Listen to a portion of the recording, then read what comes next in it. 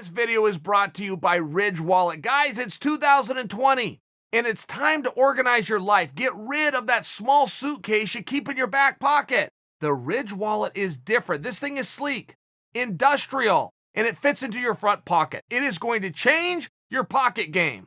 Ridge Wallets hold up to 12 cards, plus all the cash that you need. Choose from over 30 colors and styles, including carbon fiber and burnt titanium.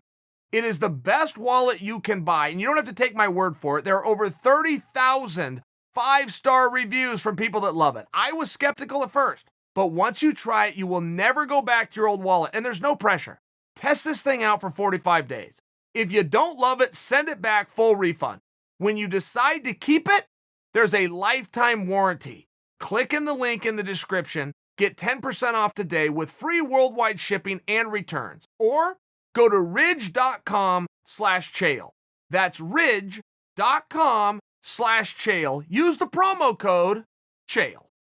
When Kelvin versus Jack got announced, that is a very big fight with very big implications in a forming and unclear division with two of the baddest dudes in the world. But I don't know that the story ever got told that way. I felt as though you've got two top 10 guys going off to Fight Island in a co-main event, nice little placement on a nice little card, being headlined by a world championship fight that wasn't overly discussed. Like, the meaningfulness of this fight for the hardcore fans was very real. But I felt as though a lot of people missed it. I mean, look, Kelvin has never been Mr. Brash out there in your face, look at me, look at what I'm doing. Jack is anything but the guy that's pounding his chest and saying, look how great I am and my wonderful records and all the places I'm going. They're just not those two guys. But us in the know knew you got Kelvin, who's done 5 main events, 3 co-main events, fought for world championships, fight of the year.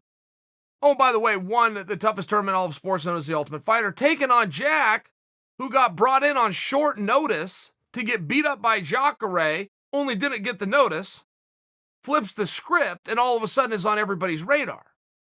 I mean, you've got two hammers that matter, by the way, in a forming division outside of champion and number 1 contender, Costa, Izzy. Outside of that, who is going to go and contend and contest next is anybody's guess.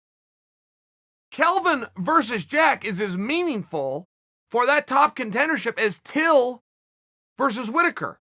It really is just as meaningful, particularly because if Whitaker wins and Adesanya wins, they're likely to look for some parity, which means you're down to Till, you're down to Jack, right? Because if Whitaker isn't going to get a fight for the championship based on the parity clause, then the same could be true for Kelvin based on the parity clause. A lot has to play out, but major opportunity. And I felt for all of the opportunity and all the meaningfulness on this fight, it went largely under the radar. I really did feel that. Now, go look at the match itself. I thought Kelvin looked great. I mean, Kelvin has an ability to take risks within a fight that you may not see as a viewer. Kelvin will never fight outside of arm's reach of his opponent. He will step right into the danger zone and dare you. I dare you. Throw your best shot. I'm a counterpuncher. Oh, by the way, I'm also a great wrestler. But he will step right into the fire.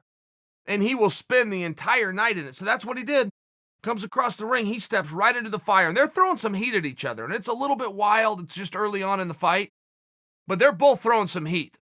So Kelvin ends up in what's called a lateral drop. Jack forces a position. Kelvin, boom, lateral drop. Comes right out on top. And he's having a hard time getting started. And when Kelvin was having a hard time with the ground and pound, I, as the viewer, was interpreting he doesn't feel comfortable where he is. One thing about ground and pound, it's as easy to do as it appears on TV. You throw a guy down, you start beating on him. Okay, great. But when a guy like Kelvin, who's great at ground and pound, gets on top of a guy like Jack and doesn't begin the pound, it tells you, the viewer, he's not comfortable, which means Jack is doing something. Even if we can't see it, Jack is doing something that Kelvin is interpreting as a threat. Fine. It's just hard to see, so you're left with this guess. Well, I think that guess ended up being true. Because the way Jack ended up swinging around and looking for a knee bar. I mean, he's looking for a leg attack at first. Kelvin just stood up, turned around, pulled his leg out, comes right back into the same position. it looked like once Kelvin shut that first attempt down, generally in fights, the second attempt doesn't get any better. Here's a rule in fighting by example, but I'll show you this in reverse, the other side of the coin. If you go out and you do something in a fight, do it again and do it again and do it all night long. With the theory being, if it worked once, your opponent is clearly susceptible to it and he will not have time to make the necessary adjustments. That's something that has to happen in the gym after the fact, takes several months to do. So if it worked in a contest, do it again in the contest, do it again, and do it again. But the same thing is shown in reverse. If Jack is to go for a leg attack, specifically a heel hook, and Kelvin stands up and pulls out of it and comes right back down once, don't go for it again. If it didn't work the first time, it's not going to work the second time. Well, as you can see, that rule is not an absolute. There are exceptions to the rule because Jack did go back to it again. And when he found the heel hook, in many ways, once it was applied, there's two ways to defend a heel hook. The absolute most common way, without question, you just give in to the pressure. A guy is trying to twist you to the right, roll to the right. As you roll, your knee gains some flexibility, you take your free foot, you post it on his butt, you pull out, you're safe. Right? That would be the most basic, but it wouldn't matter if it was your first day learning heel hooks or you're in the Abu Dhabi Championship match and you get caught in a heel hook. You're going to defend it the same way.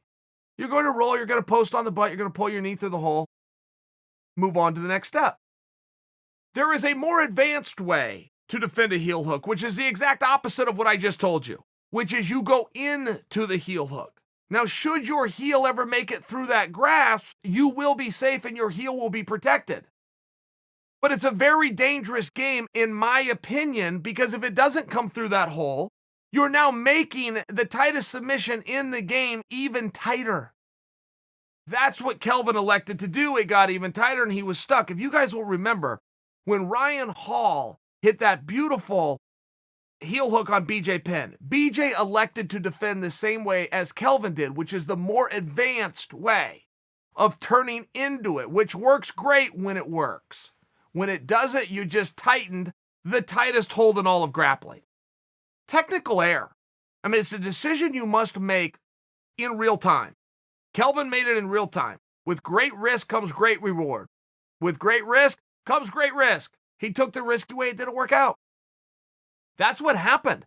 But it does lead you to a longer, more philosophical conversation on what should you be doing in training. Look, there's times in this sport when you want to be really good. You want to be better than the other guy. You want to know more moves. You want to be better and more proficient at applying those moves.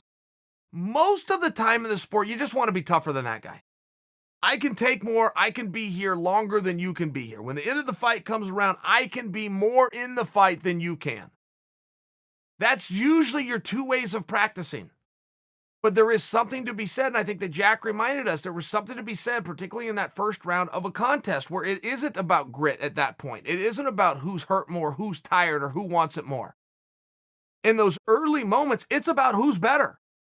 Who has more techniques, who can apply them while thinking clearly, breathing normally. Bodies are relatively dry. And you do start to see where just who's better and who has the better moves and can apply them early on when the thinking is very clear comes in very handy. Jack showed us that. Fair game, fair win, great win. And I hope something good happens for Jack. I hope this doesn't go under the radar. I felt as though the buildup for this fight was very small for what it should be. For two top guys fighting for the absolute top spot in a forming division, with their only competition coming next week between Till and Whitaker. Whoever comes out of that fight is going to be in a great spot between Till and Whitaker. I just offer for you, in fairness, show a little bit of respect to what Jack just did.